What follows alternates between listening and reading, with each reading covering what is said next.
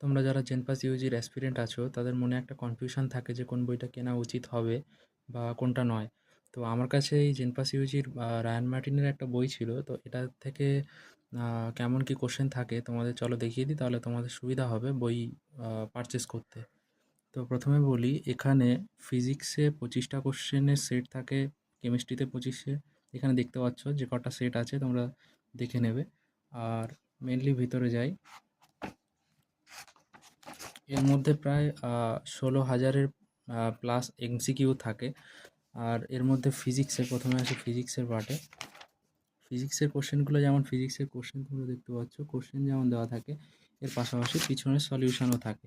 এই যে গাণিতিক প্রশ্নাবলী, এর অ্যান্সারগুলোও দেওয়া থাকে করে, কিভাবে করতে হবে সমাধানও দেওয়া থাকে ফিজিক্সে। ফিজিক্সের প্রত্যেকটা চ্যাপ্টারই করা থাকে। এরপরে হচ্ছে কেমিস্ট্রি। কেমিস্ট্রিতেও সেম সব কিছু এরকম কোশ্চেন দেওয়া থাকবে, কোশ্চেনের পাশেই অ্যান্সার দেওয়া থাকে, আর এই সমাধান নিচে করা থাকে।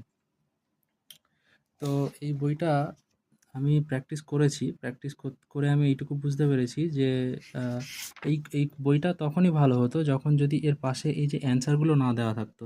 তোমরা হয়তো দেখতে পাচ্ছ এর পাশে অ্যান্সার দেওয়া আছে প্রত্যেকটা, এই অ্যান্সারগুলো তখন যখন কোশ্চেনটা প্র্যাকটিস করবে তখন পাশে দেওয়া থাকলে একটু প্রবলেম হবে, তাই না? কিন্তু যারা এটার থেকে, এটা থাকা সত্ত্বেও বইটা নিতে চাও নিতে পারো, কোশ্চেন প্র্যাকটিস করতে পারো। আমি যেমন এখানে বায়োলজিতে করেছিলাম।